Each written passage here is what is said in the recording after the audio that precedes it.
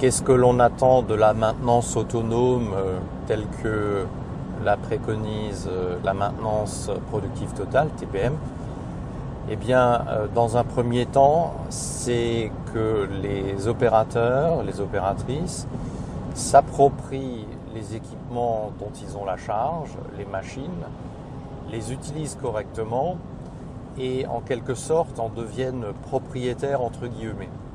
L'analogie que l'on fait, c'est qu'on aimerait que les usagers de ces machines en prennent soin comme ils prendraient soin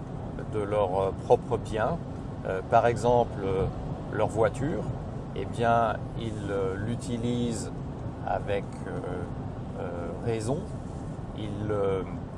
font les entretiens régulièrement, ils la bichonnent, ils la maintiennent en bon état de fonctionnement. Et c'est un peu cet état d'esprit que l'on aimerait instiller aux différents utilisateurs des équipements, donc les opérateurs et les opératrices. Ceci pour éviter des pannes, pour éviter un certain laisser-aller et la dégradation de ces équipements par manque d'implication de leurs utilisateurs. Dans un deuxième temps, ce qui est visé, c'est d'apporter une culture technique à des gens qui n'en ont pas nécessairement et les amener à prendre en charge des opérations simples.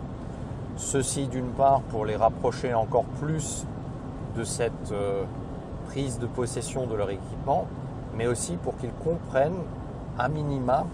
comment les choses fonctionnent et comment il faut les entretenir. Donc la maintenance autonome commence par des choses relativement simples et en général ça tient plus du nettoyage quotidien, du graissage lorsque c'est requis et par exemple du resserrage de certaines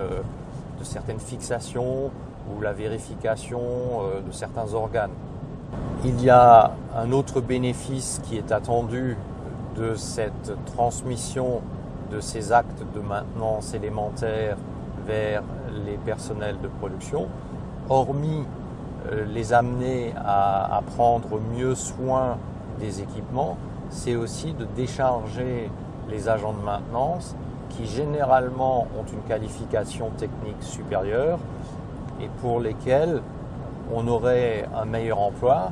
sachant qu'une part conséquente de leur temps disponible va être utilisée pour des actes très simples qui pourraient être pris en charge par des personnels moins qualifiés, qui ne sont pas très motivants lorsqu'on est à un certain niveau d'expertise technique et qui, cette expertise technique, trouverait bien meilleur emploi sur soit la résolution de problèmes et pannes plus complexes ou encore des actions d'amélioration pour assurer la qualité des productions et la fiabilité des machines. Donc ce que l'on cherche à faire, en plus de donner aux opérateurs donc cette compétence et cet état d'esprit qui va permettre de les impliquer plus fortement dans la conduite de leurs équipements, c'est de récupérer ces compétences qui sont souvent en nombre limité au niveau des services maintenance. Dans la plupart des cas, on voit que les personnels de production,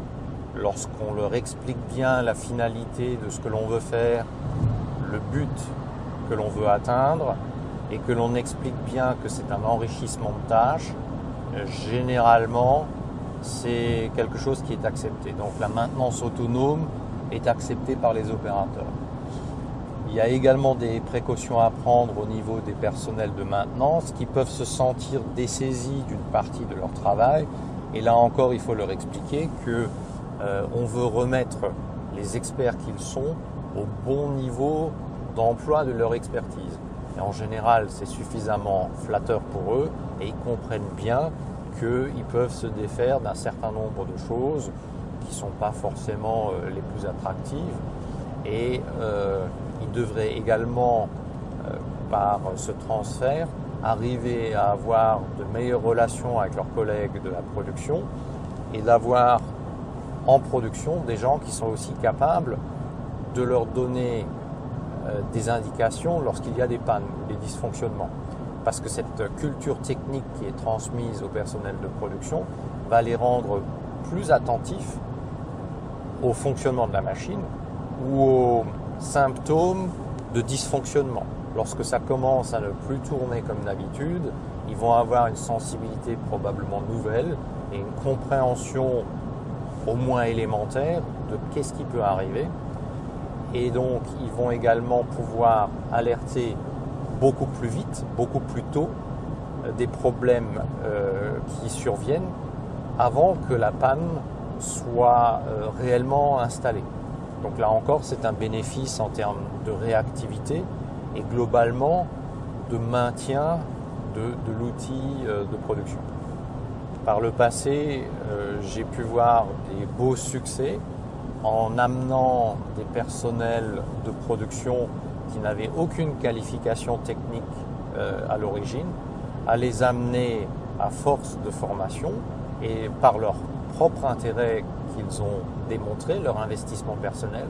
à les amener à faire des maintenances de plus en plus poussées.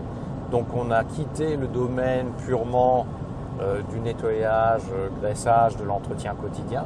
pour arriver à des choses plus sophistiquées, des échanges d'outils, des réglages,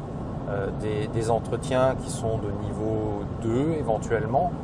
et d'en faire également des auxiliaires précieux pour les agents de maintenance pour des interventions plus lourdes auxquelles ils ont pu participer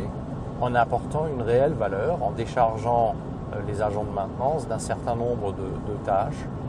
et en approfondissant leur compréhension des machines, de leur fonctionnement interne, etc.